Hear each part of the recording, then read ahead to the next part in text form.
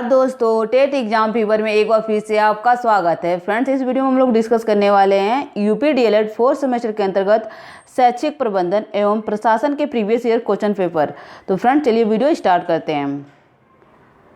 सबसे पहला प्रश्न है, कक्षा कक्ष एवं कक्षा कक्ष के बाहर किसी सार्थक क्रियाकलाप को संपन्न कराने के लिए आवश्यक है। तो फ्रेंड्स, कक्षा कक्ष एवं कक्षा कक्ष के बाहर किसी सार्थक क्रियाकलाप को संपन्न कराने के लिए जो आपका आवश्यक है, योजना बनाना। ओके। अगला प्रश्न है, मानवीय प्रबंधन के घटक हैं। तो फ्रेंड्स, मानवीय प्रबंधन के घटक हैं शिक्षक, बच्चे और समुदाय। समुदाय के अंतर्गत आपका आ जाएगा ग्राम शिक्षा समिति, शिक्षक अभिभावक संघ, छात्र शिक्षक संघ। ओके। अगला प्रश्न है, समस्या समाधान का प्रमुख अंग है। तो फ्रेंड्स, समस्या समाधान का प्रमुख अंग है निर्णय प्रक्रिया। ओके। फ्रेंड्स, अगला प्रश्न है, विद्यालय में भवन, फर्नीचर, पेयजल एवं शौचालय आदि की व्यवस्था की जा सकती है। तो विद्यालय में भवन, फर्नीचर, पेयजल एवं शौचालय आदि की व्यवस्था आपकी की जा सकती है ग्राम शिक्षा समिति द्वारा, अभिभावक शिक्षक संघ द्वारा, समुदाय द्वारा। तो इसका उत्तर हो जाएगा आपका उपयुक्त तीनों के सहयोग द्वारा। ओके। अगला प्रश्न है, एनसीईआरटी स्थित है। तो फ्रेंड्स, एनसीईआरटी नई दिल्ली में स्थित है। ओके। और एनसीईआरटी का फुल फॉर्म क्या होता है? तो एनसीईआरटी का फुल फॉर्म होता है national council of educational research and training. Okay. अगला प्रश्न है, ग्राम शिक्षा समिति के गठन के लिए आवश्यक है। तो फ्रेंड्स, ग्राम शिक्षा समिति के गठन के लिए एक महिला का होना आवश्यक है। ओके। अगला प्रश्न है, लो कास्ट वाली शिक्षण अधिगम सामग्री का निर्माण किया जा सकता है। तो फ्रेंड्स, लो कास्ट और नो कास्ट वाली शिक्षण अधिगम सामग्री का निर्माण आप आसपास की जो वस्तुएं हैं उससे कर सकते हैं। ओके। तो इसका उत्तर हो जाएगा आपका स्थानीय परिवेश में उपलब्ध वस्तुओं से। अगला प्रश्न है, प्राथमिक कक्षाओं के बच्चों को पाठ्य पुस्तकें निःशुल्क उपलब्ध कराई जाती हैं। तो फ्रेंड्स, प्राथमिक कक्षाओं के बच्चों को पाठ्य पुस्तकें निःशुल्क उपलब्ध कराई जाती हैं राज्य सरकार द्वारा। ओके। अगला प्रश्न है, कक्षा 1 में कुल निर्धारित पाठ्य पुस्तकें हैं। तो फ्रेंड्स, कक्षा 1 में कुल निर्धारित पाठ्य पुस्तकें 1 हैं और उस पुस्तक का नाम है आपका कलरव। ओके। अगला प्रश्न है, प्रदेश में संस्कृत विषय का पठन पाठन किस कक्षा से प्रारंभ किया गया है। तो फ्रेंड्स, इसका उत्तर हो जाएगा प्रदेश में संस्कृत विषय का पठन पाठन जो प्रारंभ किया गया है कक्षा 3 से। ओके। अगला प्रश्न है, समय सारणी दर्शाती है। तो फ्रेंड्स, समय सारणी दर्शाती है बच्चों की अधिगम प्रक्रिया को, शिक्षक की शिक्षण प्रक्रिया को, प्रधानाध्यापक के नेतृत्व को। तो इसका उत्तर हो जाएगा आपका सभी क्रियाकलापों को। ओके। अगला प्रश्न है, पाठ्य सहगामी क्रियाकलापों के संचालन का दायित्व सौंपना चाहिए। तो फ्रेंड्स, पाठ्य सहगामी क्रियाकलापों के संचालन का दायित्व शिक्षकों को सौंपना चाहिए। ओके। अगला प्रश्न है, प्रत्येक जनपद में कार्यरत जिला समन्वयक अधीन होते हैं। तो फ्रेंड्स, प्रत्येक जनपद में कार्यरत जिला समन्वयक आपके अधीन होते हैं जिला बेसिक शिक्षा अधिकारी के। ओके। चलिए अगला प्रश्न देखते हैं।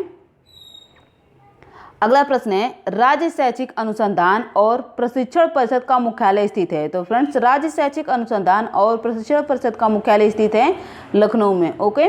राज्य शैक्षिक अनुसंधान और प्रशिक्षण परिषद को शॉर्ट फॉर्म में एससीईआरटी बोला जाता है। ओके।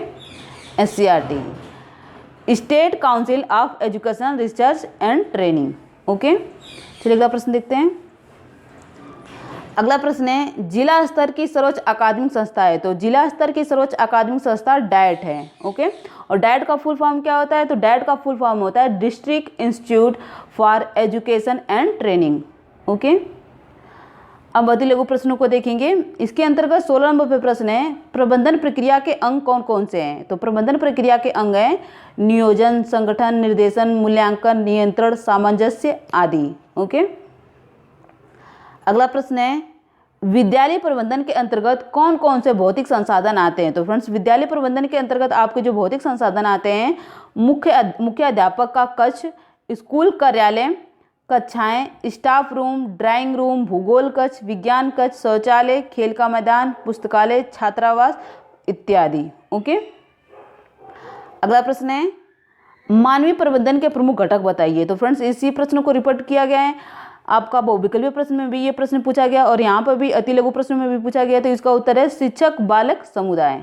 ओके, अगला प्रश्न है लर्निंग कॉर्नर से आप क्या समझते हैं? तो सीखने का कोना अर्थात जहाँ रहकर बालक शैक्षिक गतिविधियाँ सीखता है। ओके, अगला प्रश्न है कक्षा 2 में पढ़ाई जाने वाली पाठ्य पुस्तकों की संख्या तथा नाम बताइए। तो कक्षा 2 में पढ़ाई जाने वाली पाठ्य पुस्तकों की संख्या तथा नाम है, संख्या जो है आपकी 2 होती है और जो पाठ्य पुस्तक के नाम है गिनतारा कलरव। ओके, रेनबो जो होता है ये नहीं है, ये आपका कक्षा 3 से प्रारंभ किया जाता है। कक्षा 2 में 2 पाठ्य पुस्तकें पढ़ाई जाती हैं, गिनतारा कलरव। ओके, अगला प्रश्न है पाठ्य पुस्तकों के विकास में किन किन बिंदुओं का विशेष रूप से ध्यान रखा जाता है? तो फ्रेंड्स पाठ्य पुस्तकों के विकास में निम्न बिंदुओं का ध्यान रखा जाता है कि विशेष सामग्री छात्रों के मानसिक स्तर के अनुकूल होना चाहिए, चित्र एवं उदाहरण आवश्यकता अनुसार होने चाहिए। ओके, अगला प्रश्न है सामान्य विद्यालय में कम से कम कौन कौन सी समय सारणी बनाई जाती है? तो फ्रेंड्स इसका उत्तर है कक्षा अनुसार, अध्यापकानुसार। ओके, अगला प्रश्न है बच्चों से प्रोजेक्ट कार्य कराने की उपयोगिता बताइए। तो फ्रेंड्स इसका उत्तर है बालक को आत्म प्रेरित कर कार्य के लिए प्रोत्साहित करना, बालकों में सृजनात्मकता का विकास करना। ओके, अगला प्रश्न है शैक्षिक भ्रमण का महत्व बताइए। तो इसका उत्तर है भ्रमण के अभाव में शिक्षा बुनियादी अनुभव से दूर हो जाती है। इतिहास, भूगोल, विज्ञान आदि में भ्रमण अत्यंत महत्वपूर्ण है, जिससे बालक विषय वस्तु को आसानी से याद कर सकता है या समझ सकता है। ओके, अगला प्रश्न है खेल कूद से बच्चों में किन पक्षों का विकास होता है? तो फ्रेंड्स खेल कूद से बच्चों में शारीरिक विकास होता है, मानसिक विकास होता है, चारित्रिक विकास होता है, सामाजिक विकास होता है, राष्ट्रीयता का विकास होता है आदि। ओके, अगला प्रश्न है शिक्षकों से संबंधित पंजिकाओं के नाम लिखिए। तो फ्रेंड्स शिक्षकों से संबंधित जो पंजिकाओं के नाम है अध्यापकों की उपस्थिति रजिस्टर, वेतन register, midday meal register, सेवा पुस्तिका, पत्र व्यवहार रजिस्टर। ओके, अगला प्रश्न है वित्तीय अभिलेख कौन कौन से हैं? तो फ्रेंड्स वित्तीय अभिलेख जो हैं आपके कैश बुक, शुल्क एकत्रीकरण रजिस्टर, वेतन भुगतान, रख रखाव, मिड डे मील। ओके, अगला प्रश्न है बीआरसी तथा एनपीआरसी में क्या अंतर है? तो फ्रेंड्स बीआरसी ब्लॉक स्तर पर एवं एनपीआरसी आपका न्याय पंचायत स्तर पर शैक्षिक गतिविधियां करते हैं। ओके, अगला प्रश्न है सार्वभौमिकरण का अर्थ स्पष्ट कीजिए। तो फ्रेंड्स सार्वभौमिकरण का अर्थ है आपका सार्वभौमिकरण से तात्पर्य 6 से 14 वर्ष तक के सभी बालकों को शिक्षा उपलब्ध कराना है। ओके, अगला प्रश्न है उत्तर प्रदेश के राज्य परियोजना कार्यालय का मुख्यालय कहाँ स्थित है? तो उत्तर प्रदेश के राज्य परियोजना कार्यालय का जो मुख्यालय है लखनऊ में स्थित है। ओके, तो फ्रेंड्स आज हम लोगों ने बहुत ही अच्छी तरीके से यूपी डीएलएड 4th सेमेस्टर का previous year question paper solve किया।